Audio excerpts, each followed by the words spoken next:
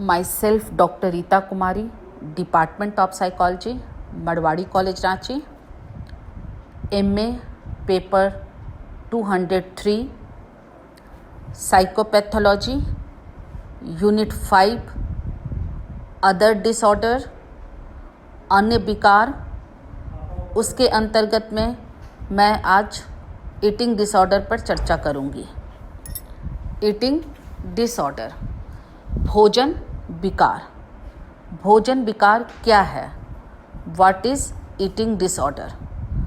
भोजन विकार का अंग्रेजी भाषा में ही ईटिंग डिसऑर्डर कहा जाता है।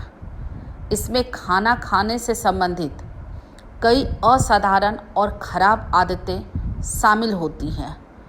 भोजन विकार में रोगी पर आमतौर से भोजन, शरीर का वजन या शरीर के आकार से जुड़ा कोई जुनून सवार हो जाता है और इसके फलस्वरूप गंभीर बीमारियां पैदा हो जाती है। यहाँ तक कि कुछ मामलों में तो ये बीमारियां इतनी गंभीर हो जाती है कि मरीज की मृत्यु भी हो जाती है। भोजन विकार से जुड़े लोगों में कई प्रकार के लक्षण महसूस हो सकते हैं। हालांकि सबसे अधिक महसूस की जाने वाली लक्षणों में भोजन ना करना या भोजन का अधिक करना, उल्टी करना या अधिक एक्सरसाइज करना इत्यादि शामिल होते हैं। वैसे तो भोजन विकार महिलाओं या पुरुषों दोनों में किसी भी उम्र में हो सकता है, लेकिन यह सबसे ज़्यादा किशोरों और कम उम्र की महिलाओं को ही होता है। 20 साल की उम्र में कम से कम 13% युवा किसी न किसी भोजन विकार से ग्रसित होते हैं। इलाज की मदद से जुड़ी स्वस्थ आदतों को फिर से शुरू किया जा सकता है और भोजन विकार में से हुई गंभीर जटिलताओं को ठीक भी किया जा सकता है। भोजन विकार ईटिंग डिसऑर्डर के प्रकार, टाइप्स ऑफ ईटिंग डिसऑर्डर। भोजन विकार निम्नलिखित प्रकार के होते हैं। नंबर 1, अधिक खाने का विकार। अधिक खाने के विकार से ग्रस्त मरीज रोजाना अत्यधिक खाना खाते हैं। उनका खाने पर किसी भी प्रकार का कोई कंट्रोल नहीं होता है। इस विकार में मरीज यहाँ तक कि भूखे ना होने के बावजूद भी जल्दी जल्दी खाते हैं और जितना खाना चाहिए उससे बहुत ही अत्यधिक खाते हैं। मरीज अक्सर तब तक खाते रहते हैं जब तक कि उनको पेट भरने के बाद बेचैनी ना महसूस हो, उन्हें अकबकाहट ना महसूस हो। उन्हें पता ही नहीं चलता है कि भोजन की कितनी मात्रा वो खा चुके हैं। नंबर 2, बुलिमिया नवासो। आमतौर में इसे बुलिमिया कहा जाता है। यह गंभीर और संभावित रूप से जीवन के लिए हानिकारक स्थिति होती है। बुलिमिया नवासों से ग्रस्त लोग थोड़े समय में अधिक और बार बार खाते हैं और फिर अस्वस्थ तरीके से अतिरिक्त कैलोरी निकालने की कोशिश करते हैं, जैसे ज़बरदस्ती उल्टी करना या अत्यधिक एक्सरसाइज करना। उनके शरीर में इतनी ज़्यादा कैलोरीज की मात्रा बढ़ जाती है कि उनको ऐसा महसूस होता है कि यदि वो कैलोरी को नहीं निकालेंगे तो उन्हें किसी प्रकार का प्रॉब्लम हो जाएगा, किसी प्रकार की समस्या से वो ग्रसित हो जाएंगे, जिसके कारण वो पूरे दिन भर बेचैन रहते हैं जब तक वो किसी प्रकार का एक्सरसाइज ना कर ले। नंबर 3, एनोरेक्सिया नोवेसा। इसे आम भाषा में एनोरेक्सिया ही कहा जाता है। यह संभावित रूप से जीवन के लिए हानिकारक भोजन विकार होता है, जिसमें असाधारण रूप से वजन घटाना, वजन बढ़ने का डर रहना और शरीर का वजन या आकार असाधारण होने की धारणा बना लेना इत्यादि शामिल है। एनोक्सिया से ग्रस्त लोग अपने शरीर के वजन और आकृति, शरीर के बनावट को कंट्रोल करने के लिए अत्यधिक प्रयास करते हैं, जिससे उनके स्वास्थ्य और जीवन की गतिविधियों पर काफ़ी प्रभाव पड़ता है। वो कभी कभी इतना कम भोजन करते हैं और भोजन कम करने के कारण उनको ऐसा महसूस होता है कि उनका वज़न बहुत ज़्यादा बढ़ गया है और वो उसे घटाने में पूरे समय निकाल देते हैं कि जब तक उनका वज़न नहीं कम होता है तब तक उन्हें बेचैनी महसूस होती है और वज़न घटाने के लिए वो अनेक प्रकार के कार्यों में संलग्न रहते हैं और उन्हें हमेशा खाते समय यह भी डर बना रहता है कि कहीं उनका वज़न बढ़ ना जाए और शरीर की शारीरिक बनावट खराब ना हो जाए। भोजन विकार के लक्षण, ईटिंग डिसऑर्डर सिम्टम्स।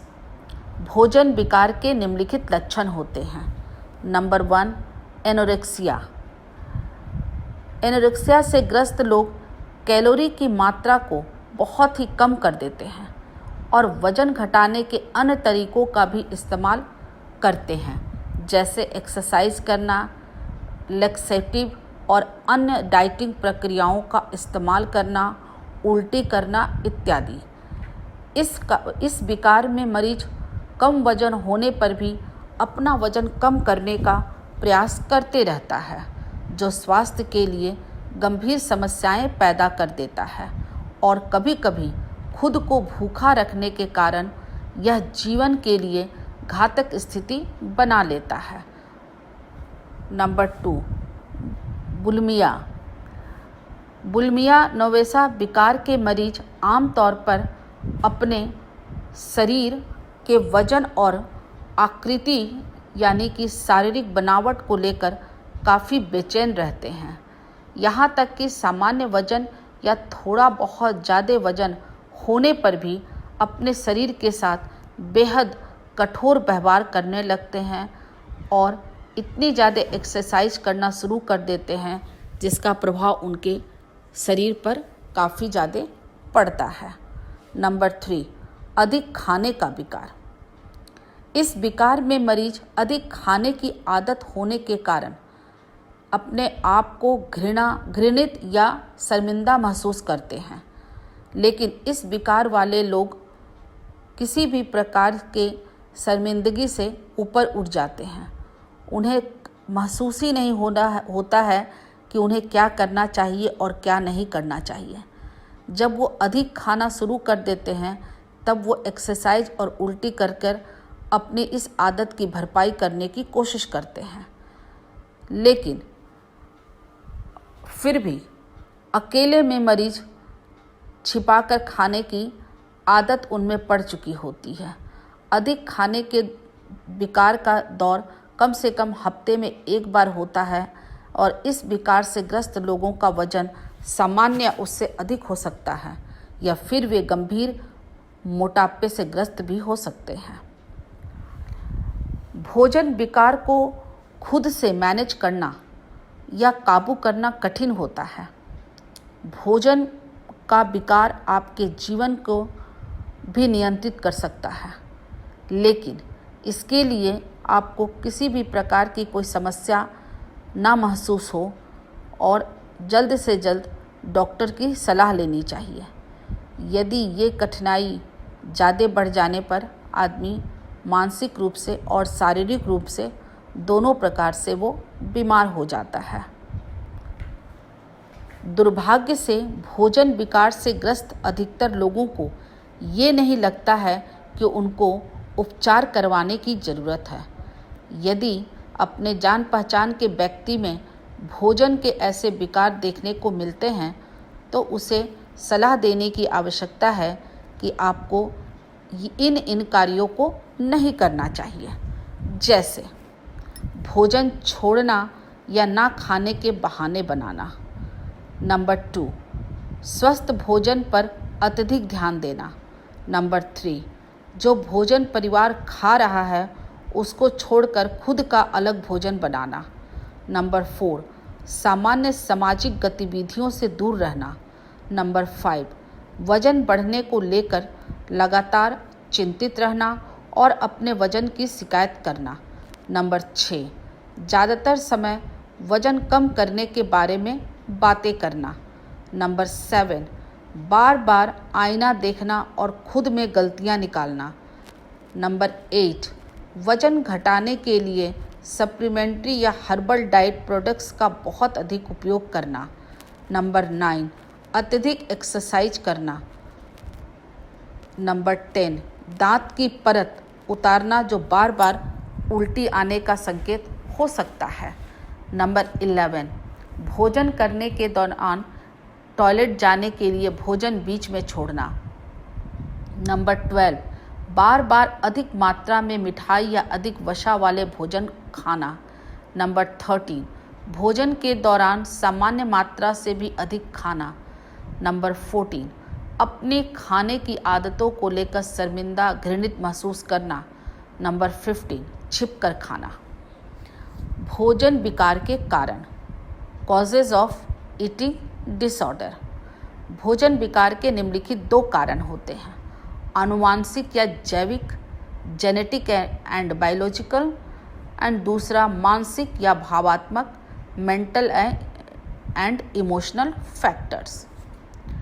नंबर 1, आनुवांशिक या जैविकी। कुछ लोगों में ऐसे गुण जीन के द्वारा आते हैं जो उनमें भोजन विकार को विकसित करने के जोखिम को बढ़ा देते हैं। कुछ जैविक कारक जैसे मस्तिष्क के केमिकल में बदलाव भी भोजन विकार विकसित करने में महत्वपूर्ण भूमिका निभाते हैं। नंबर 2, मानसिक या भावात्मक कारक। भोजन विकार से ग्रस्त लोगों को मानसिक या भावात्मक समस्याएं हो सकती है जो उनमें भोजन विकार को बढ़ावा देती है। उनमें आत्मसम्मान में कमी तथा चिड़चिड़ापन का व्यवहार आ सकता है। इसके अलावा भोजन विकार से ग्रस्त मरीजों को रिश्ते निभाने में भी कठिनाई होती है। किशोर लड़कों और कम उम्र वाले पुरुषों के मुकाबले किशोर लड़कियों और कम उम्र वाली महिलाओं में एनोरेक्सिया और बुलिमिया जैसे विकार होने की संभावना अधिक होती है, लेकिन पुरुषों को भी भोजन विकार हो सकता है। वैसे तो भोजन विकार किसी भी उम्र में हो सकता है, लेकिन अक्सर यह किशोरावस्था या 20 साल के कम उम्र के लोगों में पाया जाता है। कुछ कारक हैं जो भोजन विकार के विकसित होने के लिए जोखिम उठाते हैं। नंबर 1, पारिवारिक समस्या। उन लोगों में भोजन विकार होने की संभावना बहुत अधिक होती है जिनके परिवार में किसी को पहले से ही भोजन विकार हो। नंबर 2, अन्य मानसिक स्वास्थ्य संबंधी विकार। जिन लोगों को ईटिंग डिसऑर्डर होता है उनमें अक्सर चिंता, डिप्रेशन या OCD जैसे विकार भी होते हैं। नंबर 3, डाइटिंग या भोजन कम करना। डाइटिंग करना भोजन विकार को पैदा करने वाला एक बहुत ही जोखिम भरा कारक होता है। भोजन की कमी या भूखमरी मस्तिष्क को प्रभावित करती है, जिससे मूड में बदलाव, चिंता और भूख कम लगने जैसी समस्याएं पैदा हो जाती है। ऐसे कई प्रमाण हैं जो बताते हैं कि भोजन विकार में महसूस होने वाले लक्षण वास्तव में भूखमरी के लक्षण होते हैं। भूखमरी या वजन घटाना कमज़ोर व्यक्तियों में मस्तिष्क के काम करने के तरीकों को बदल देता है, जिससे भोजन न करने की आदत को बनाए रखना और भोजन से जुड़ी सामान्य आदतों को फिर से बनाने में मुश्किल होना आदि समस्याएं होने लगती है। नंबर 4, तनाव। कॉलेज छोड़ना, नौकरी बदलना या पारिवारिक या रिश्तेदारों संबंधित मामले भी तनाव पैदा करते हैं, जिसके कारण भी भोजन संबंधी विकार उत्पन्न होते हैं। भोजन विकार से बचाव। वैसे तो भोजन विकार को रोकने का कोई निश्चित तरीका नहीं है, लेकिन यहाँ पर कुछ तरीकों को बतलाया गया है। नंबर 1, बच्चों के आसपास डाइटिंग की बातें ना करें। परिवार की डाइटिंग की आदतें बच्चों की भोजन संबंधी आदतों को प्रभावित करती है। परिवार के साथ साथ भोजन करने से बच्चों को डाइटिंग के नुकसान और भोजन संबंधी सही आदतें सिखाने का अच्छा अवसर मिलता है। नंबर 2, अपने बच्चे से बात करें। उदाहरण के लिए इंटरनेट पर कुछ वेबसाइट ऐसे होते हैं जो खतरनाक विचारों को बढ़ावा देते हैं, जैसे एनोक्सिया को एक भोजन विचार की बजाय जीवन शैली बताना। बच्चों के मन में ऐसी गलत धारणाओं को निकालने के लिए भोजन संबंधी गलत आदतों के जोखिमों को बताने के लिए डॉक्टर से बात करना जरूरी होता है। नंबर 3, स्वस्थ शरीर की भावना पैदा करना। चाहे आपके बच्चे के शरीर की बनावट या आकार कैसा भी हो, कोशिश करें कि वो अपने शरीर को स्वस्थ समझे। बच्चे के साथ उनकी खुद की छवि के बारे में बात करें और उसे समझाएं कि हर व्यक्ति के शरीर का आकार और शारीरिक बनावट अलग अलग होती है। बच्चे के सामने खुद के शरीर की आलोचना ना करें। खुद को स्वीकार करने और सम्मान करने की भावना बच्चे के आत्मसम्मान को बढ़ाता है। यह भावना बच्चे को किशोरावस्था के दौरान आने वाली कठिनाइयों का डटकर मुकाबला करने में मदद करती है। नंबर 4, बच्चों के डॉक्टर से मदद प्राप्त करें। अपने बच्चों को समय समय पर डॉक्टर से दिखाते रहें। ऐसा करने से डॉक्टर भोजन विकार के संकेतों को पहले ही पता लगा सकते हैं। डॉक्टर बच्चे से उनकी भोजन संबंधी आदतों के बारे में पूछ सकते हैं। इस दौरान बच्चे की लंबाई और वजन की भी जांच की जाती है और उसके बॉडी मास इंडेक्स का पता लगाया जाता है। डॉक्टर यदि इसमें किसी प्रकार का बदलाव देखते हैं तो इस बारे में बच्चे के माँ बाप को सूचना देते हैं। भोजन विकार का उपचार, ईटिंग डिसऑर्डर ट्रीटमेंट। भोजन विकार का उपचार आमतौर पर एक टीम के द्वारा किया जाता है। इस टीम में आमतौर पर प्राइमरी केयर, प्रारंभिक देखभालकर्ता, मानसिक स्वास्थ्य विशेषज्ञ और डाइटिशियन आदि शामिल होते हैं और इन सभी भोजन विकार की स्थिति के बारे में काफ़ी अनुभव होता है।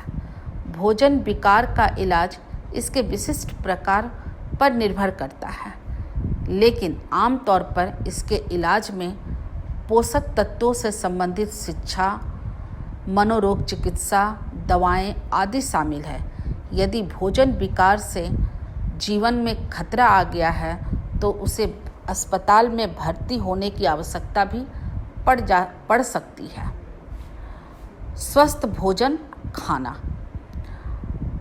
वजन की चिंता ना करते हुए परिवार के सदस्यों को अपने भोजन प्लान में ऐसा भोजन प्लान को डिज़ाइन करना चाहिए ताकि भोजन संबंधी स्वस्थ आदतों को प्राप्त कर सकें। साइकोथेरेपी।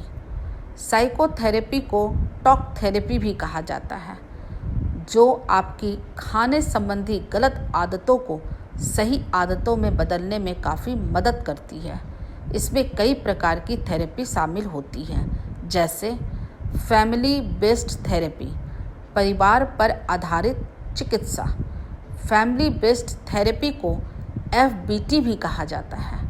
यह थेरेपी या चिकित्सा भोजन विकार से ग्रस्त बच्चों और किशोरों के परिवार को उपचार में शामिल करने पर आधारित उपचार होता है। इस चिकित्सा में परिवार द्वारा यह सुनिश्चित भी किया जाता है कि भोजन विकार से ग्रस्त बच्चा या परिवार का कोई दूसरा सदस्य भोजन संबंधी अच्छी आदतों का पालन कर रहा है या नहीं और अपने स्वस्थ वजन को बनाकर रख रहा है या नहीं। इस थेरेपी में यह भी देखा जाता है कि बच्चों को जो भी खाना दिया जाता है उस खाने की क्वालिटी क्या होती है और खाते समय उनकी आदतों पर भी विशेष ध्यान दिया जाता है कि वो किस प्रकार से अपने खाने को खाते हैं और वो कितना इंटरेस्ट लेकर खाते हैं। इसके अलावा इस थेरेपी में समस्याओं को समाधान करने का कौशल और तनावपूर्ण स्थितियों का सामना करने के तरीके सिखाए जाते हैं। अपने घर में रहें, स्वस्थ रहें, सुरक्षित रहें। धन्यवाद।